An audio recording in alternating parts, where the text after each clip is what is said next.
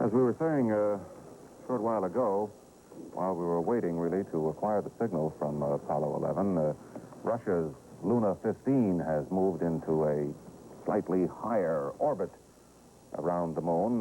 They have, of course, promised to notify Frank Borman that Luna 15 would not in any way, they promised to notify him in the event of any substantial change in the flight plan of Luna 15. They have still, of course, not volunteered any information about the ultimate mission of Luna 15, and we don't know yet whether they really do plan to go on down and scoop up some moon rocks and get back to Earth with them before the men of Apollo 11 can do the same. But the Russian flight is, of course, unmanned.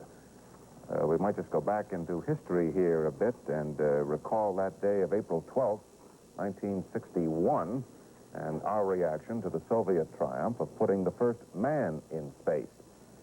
We've looked back to that day quite often since then. Our space triumphs have wiped out, I think, any vestige of humiliation the United States might have felt at that time, but not the memory of it.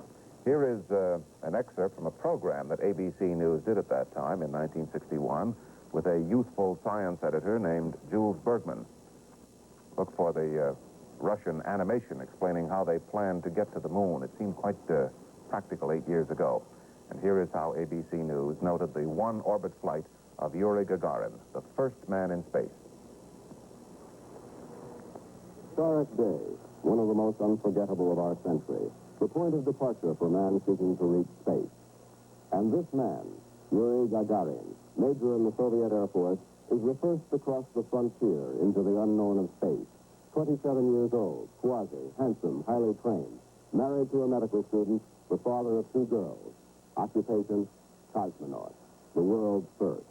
He has now traveled faster, higher, and farther than any man in the history of this planet.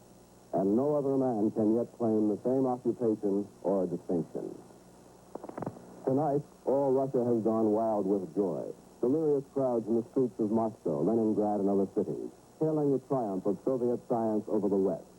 Russia calls it an unparalleled victory of man over the forces of nature, an immense achievement of science and technology, and the triumph of the human mind. And it is indeed all these things. Now the world is asking, what next? What will Russia try to conquer next in this new world of space? This is what the Russians have in mind for us, a film preview of the future from Soviet science. We're looking at a portion of an extensive film animation prepared by the Soviets of a projected trip to the moon, one they claim will be a reality in the next 5 to 10 years. At the beginning of such a flight, a spaceship propels a multi-stage rocket. As the speed increases, the rocket breaks away, and then various other stages of the rocket also fall away. After a time, it is traveling by inertia alone with no further energy required. Powerful radar stations keep the rocket within the grasp of its radio signals. And automatically operated instruments on the ground send radio impulses back to the rocket from the Earth. And they're received by ground stations. This station guides the rocket with the help of machines to count the electronic impulses. The rocket races forward along an orbit that has been calculated months in advance. But at a command from the Earth, it can launch into another orbit. When the rocket has traveled beyond the Earth's gravity, it can head toward its goal, the gravitational field of the moon.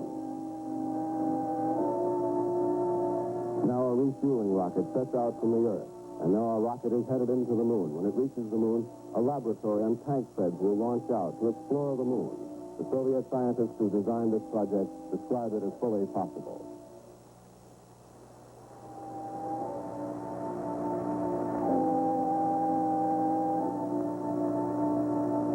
And it may be the next step for the Russians. And so the pattern of Soviet triumph in space. Where are we ask tonight. Our Project Mercury will get off the ground in its first short manned shot near the end of this month. A short ride, 115 miles to the edge of space.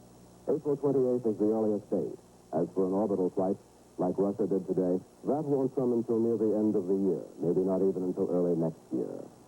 And how do our Mercury astronauts feel about the Soviet triumph?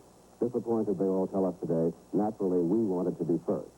10 days ago at Mercury headquarters, Langley Field, Virginia, I asked Lieutenant Colonel John Glenn, who may well be our first astronaut into space, how how he would feel if the Russians beat us into space.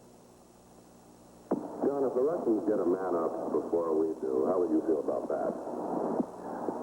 Well, that's a good question because we've been asked this many times.